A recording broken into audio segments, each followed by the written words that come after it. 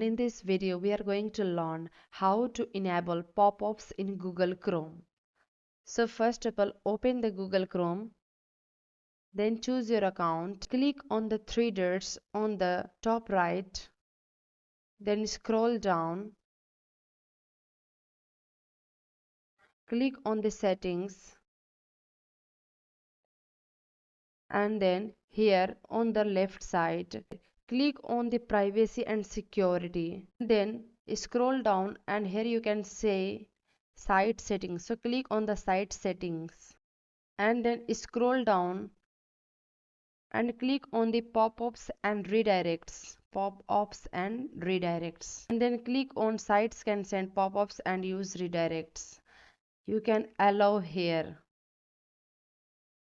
and then now pop-ups will be enabled in Chrome.